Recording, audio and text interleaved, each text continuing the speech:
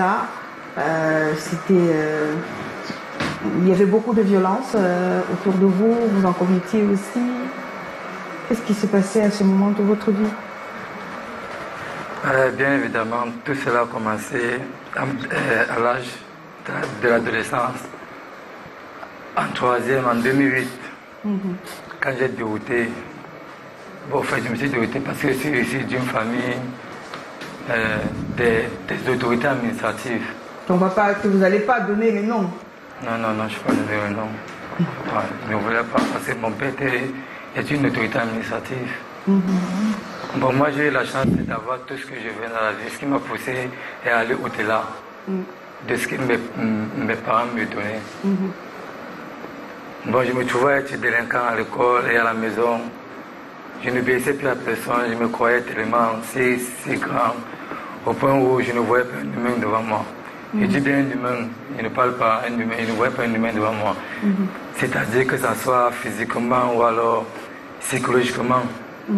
Bon, je vais mettre entre parenthèses, c'était l'inconscience. Oui, bien sûr. C'était l'inconscience.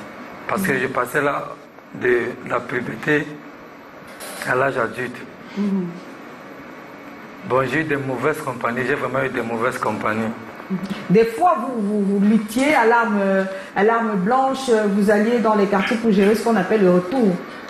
Oui, bien évidemment, vu que je ne sais pas grand détail et je n'ai pas de corps, il fallait ça pour pouvoir atteindre mon objectif vis-à-vis du problème.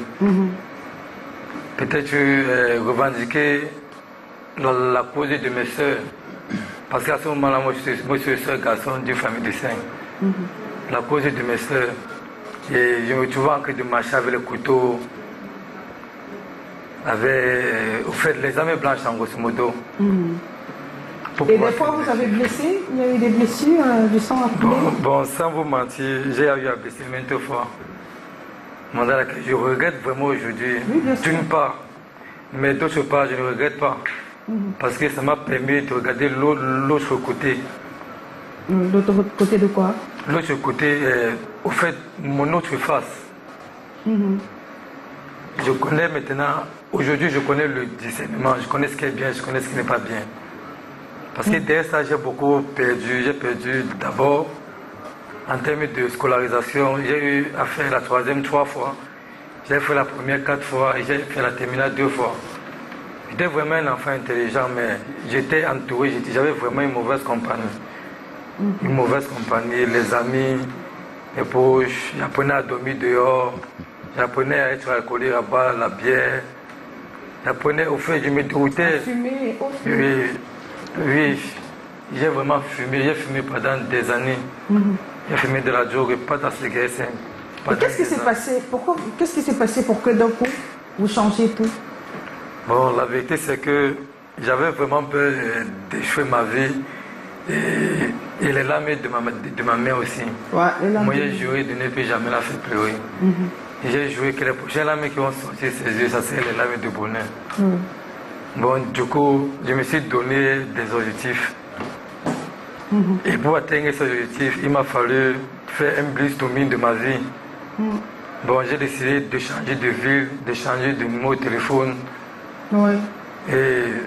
Et d'apprendre aussi un métier parce que moi j'étais dans l'optique que l'université, bon, c'est le temps perdu. J'ai préféré aller faire une formation professionnelle. Avant de faire ma formation, je suis d'abord allé en Algérie, au Nigeria, au Niger, puis en Algérie. Et tout cela appuyé sans le consentement de mes parents. C'était toujours, oui, au fait, c'est le truc qu'on trouve aujourd'hui. Je voulais Beaux-Arts. Parce que j'étais vraiment inconscient. Moi, j'appelle ça l'inconscientisation. Oui, bien sûr. Inconscience. Oui. D'accord. Bah, Dieu merci. Et quand vous êtes revenu, qu'est-ce qu'elle vous a dit? Et quand je suis revenu, bon, je n'ai pas voulu repartir dans la ville où j'ai vu naître ma délinquance. J'ai préféré me regarder aux côtés de Yaoundé, près de ma famille, parce que la majorité de mes cousins sont des hommes en tenue. Je savais qu'auprès d'eux, je peux trouver... Au fait, ils vont mieux me suivre, ils vont mieux m'encadrer. Moi, il n'y avait personne qui m'encadrait, vu que j'étais le plus grand de la famille. Mais c'est sage, ça. Je dis c'est très sage, changer de numéro de... Vous dites, prenez d'abord la décision de changer, vous changez de numéro de téléphone, vous coupez avec vos anciens camarades, vous reprenez totalement, franchement, bon, ça c'est judicieux. Oui, c'est vrai que ça n'a pas été facile, mais on dit souvent que quand tu atteins certains objectifs, il y a des priorités, il y a aussi des sacrifices. Oui. Bon, si je pense que c'est si peu pour empêcher les larmes de ma mère de sortir, s'il fallait faire plus, j'aurais fait. D'accord. Alors, moi, je propose qu'on regarde un reportage.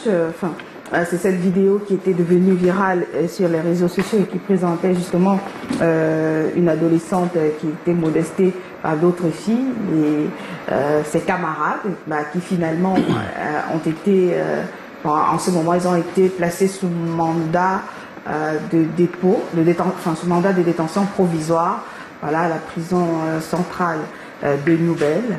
Je vous propose de regarder ce reportage et puis on se retrouve juste derrière.